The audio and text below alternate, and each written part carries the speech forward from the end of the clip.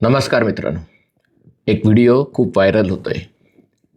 एक 40शी वाटणारी बाई स्वतःला जेन झी म्हणवते आणि लद्दाखमध्ये जोजिला पासच्या भागामध्ये आपल्यासोबत आलेल्या पर्यटकांना एकत्र करून सैनिकांना रस्ता अडवायची धमकी देते.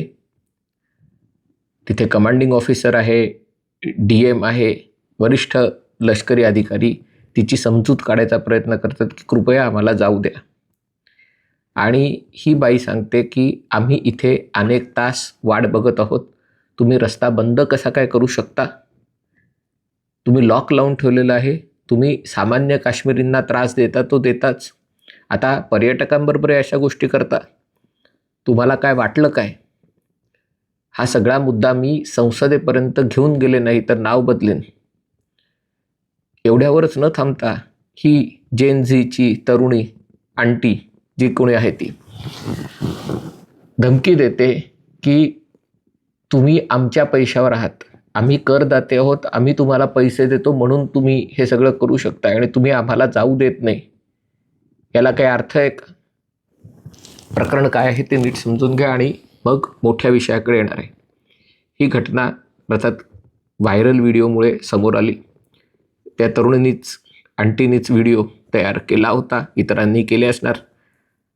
साधारणतः 25 जुलैच्या आसपास लेह लडाखमध्ये पर्यटकांचा एक जत्था सीमा भागामध्ये जात होता. हे मी स्वतःच्या अनुभवावरनं सांगतोय आणि अशा प्रकारचा वाईट अनुभव मलाही आलेला होता.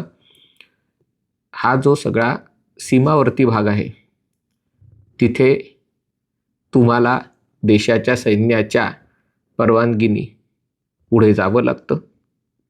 2 कारणं आहेत.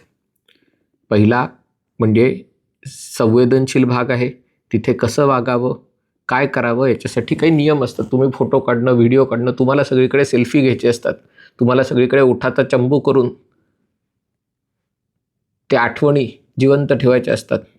पण तुम्ही सीमेच्या अशा भागामध्ये असतात की जिथे तुमचे फोटोग्राफ, व्हिडिओग्राफ हल्ली बिग डेटा आणि समाज माध्यमांच्या साहाय्याने एकत्रित करून शत्रूला त्या आजूबाजूची परिस्थिती, तिथे कुठे गस्त आहे, कुठे चौक्या आहेत, या गोष्टी समजू शकतात आणि त्यामुळे कुठे फोटो काढावे, कुठे व्हिडिओ काढावे नियम असतात.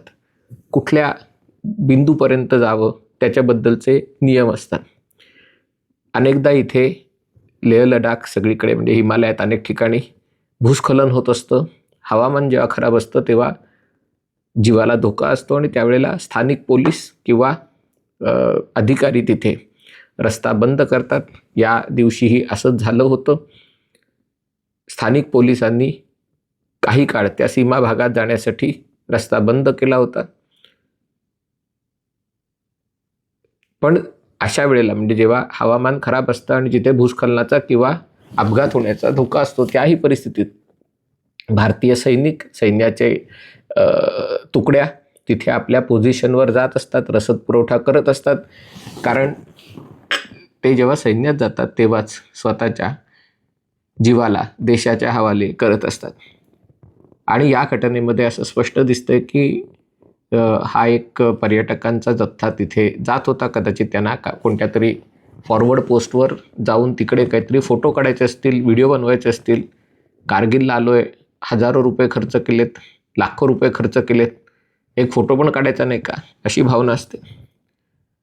आणि रस्ता बंद असल्यामुळे ते तिथे थांबले होते की रस्ता खुला होईल. मी मागे मणिपूरमध्ये गेलेलो तेव्हाही रस्ता बंद होता. तेव्हा पुढे काहीतरी दंगासदृश्य परिस्थिती चालू होती.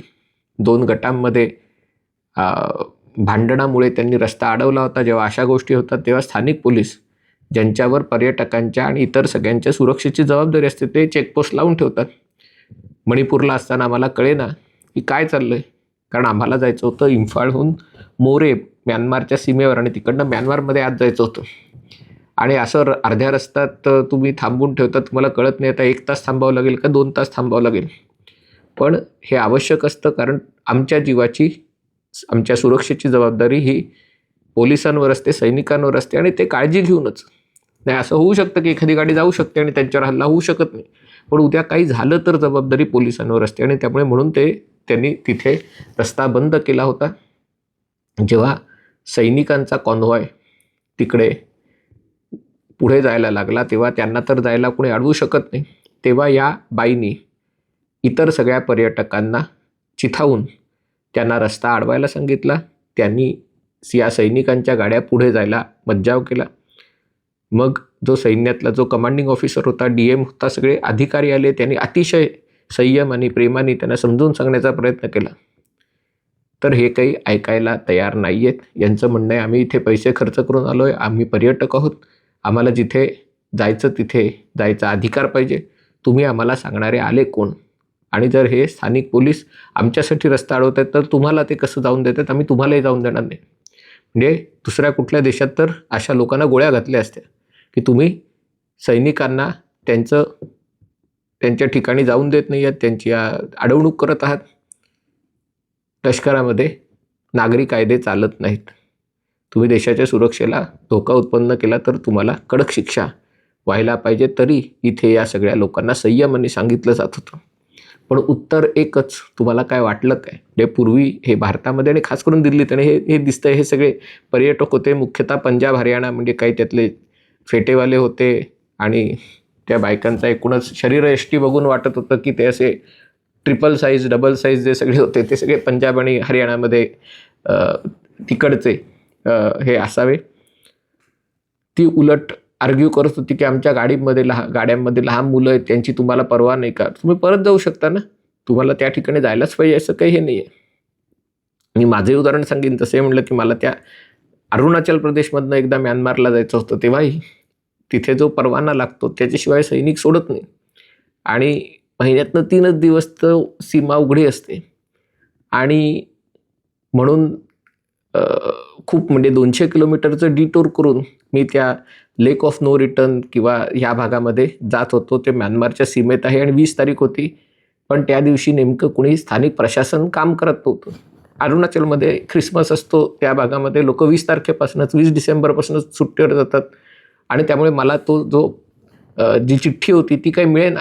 आणि मला खरंच प्रश्न पडला होता की करावं काय? की या सीमेवर जाण्यासाठी मी एक सुट्टीचा 8 दिवसातला एक दिवस प्लॅन केला होता आणि 20 तारखेला ती सीमा उघडी असते म्हणून आलो होतो. आणि माझी चूक काही नव्हती. हे जे स्थानिक प्रशासनाचे लोक होते ते सुट्टीवर गेले होते. आणि भारतीय सैन्याने ती चिठ्ठी बघितल्याशिवाय पुढे सोडायला तयार नव्हते. मी पण तासभर वाट बघितली, पण शेवटी मी मान्य केलं. कारण आपल्याला आपल्या पैशांची, आपल्या वेळेची, आपल्या इच्छेची किती आवश्यकता असली तरी शेवटी आपण जेव्हा देशात राहतो त्या देशाची सुरक्षा महत्त्वाची असते. पण ही जी पिढी आहे, जी स्वतःला जेन झी म्हणवते, त्यातला एक वर्ग, मी असं नाही म्हणते सगळेचे सगळे तसेच, पण हा जो वर्ग आहे त्यांना जी एक सवय लागली एंटायटलमेंट, आणि ती म्हणते मी संसदेत आवाज उठवीन. कोणाकडनं आवाज उठवणार? राहुल गांधींकडनं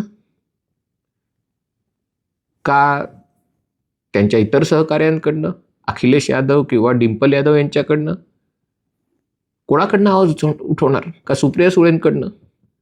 का अरविंद सावंतांकडनं? कोणाकडनं आवाज उठवणार या विषयावर? म्हणजे मला वाटत नाही त्यांनी देखील या लोकांचा आवाज प्रतिनिधी म्हणून उठवला पाहिजे किंवा उठवायला हवा. ही मगरुरी झाली, धमक्या देणं ही मगरुरी झाली, सैनिकांना धमक्या देणं मगरुरी झाली. आणि ही मगरुरी आले कुठून? तर या सगळ्या जेनझी प्रकाराला. अगदी अभिजित दिपकेचं जे चालू आहे सध्या महाराष्ट्रात, शाळांची स्थिती अभ्यास करायला, स्वतः शाळेत शिकला नाही, सरकारी शाळांमध्ये, स्वतः भारतातही शिकला नाही, परदेशात गेला शिकायला, आणि शाळांची स्थिती तपासायला रात्री बेरात्री शाळेमध्ये जातो आणि मुख्याध्यापकांना वगैरे समन करतो की या इथे बाहेर रस्त्यावर दिवे का नाहीत. आता शाळेच्या रस्त्यावर दिवे लावायची जबाबदारी शाळेच्या मुख्याध्यापकांची नसते, शाळेच्या शिक्षकांची नसते. आणि या गावांमध्ये 1 शिक्षकाच्या 2 शिक्षकाच्या शाळा आहेत, कारण ग्रामीण भागातनं स्थलांतर झालं आहे. स्वतः राहायचं होतं ग्रामीण भागात आणि शिकायचं होतं आणि हे सगळं करायचं होतं. पण ही जी एंटायटलमेंटची वृत्ती या सगळ्या घराणेबाज राजकीय पक्षांमध्ये आहे की आम्ही मोठे नेते आहोत, आम्ही मोठे या भागाचे मालक आहोत आणि आम्ही कोणालाही सांगणार काय करायला हवं ते, ती वृत्ती आता या सगळ्या स्वयंघोषित तरुण नेत्यांमध्ये आलेली आहे. आणि म्हणून या सगळ्यावर कुठेतरी लगाम लावण्याची वेळ आहे. आणि म्हणून पंतप्रधान नरेंद्र मोदी असोत किंवा सरसंघचालक डॉक्टर मोहनराव भागवत असोत, त्यांना मी सांगण्या एवढा मोठा नाही आहे, पण त्यांना सगळ्यांना विनंती आहे की या लोकांना डोक्यावर बसवून घेऊ नका. त्यांना प्रश्न विचारायचा अधिकार आहे, त्यांची स्वतंत्र बुद्धी आहे, सगळं मान्य आहे, पण स्वतंत्र बुद्धी प्रश्न विचारायचा अधिकार याची लक्ष्मण रेषा कोणती हे देखील तुम्ही सांगितलं पाहिजे. नाही तर मग हा असा माज येतो आणि म्हणतो आम्ही सैनिकांना जाऊन देणार नाही, आम्ही रस्ता अडवून ठेवू. नंतर ती बाई म्हणते सगळ्यांनी गाड्या करून ते जे चेकपोस्ट आहे ते तोडून आतमध्ये आपण बघायला जाऊया. अशा प्रकारे स्वतःला जेनझी समजणारे लोक सैनिकांना, सुरक्षा दलांना बाधा पोचवत असतील तर कडक कारवाई व्हायला पाहिजे. पण या जेनझींना डोक्यावर बसवणाऱ्यांनीही विचार केला पाहिजे की जशा जेनझींच्या भावना आहेत तशा सगळ्यांच्या आहेत. आम्ही ऐकलं, आम्ही शिस्तीत राहिलो, आम्ही प्रश्न विचारताना देशभावनेचा विचार केला, म्हणून आम्हाला वेगळी वागणूक आणि यांना वेगळी वागणूक असं होता कामा नये. वेगळी वागणूक दिली तर प्रश्न नाही आहे, पण त्याच्यातनं प्रश्न सुटणार नाही आहेत, अनेक नवीन प्रश्न निर्माण होणार आहेत. हा व्हिडिओ आपल्याला आवडला असेल तर कृपया लाईक करा, शेअर करा आणि चॅनल सबस्क्राईब करायचं. तुर्तास इथेच थांबतो. पाहत रहा MH48.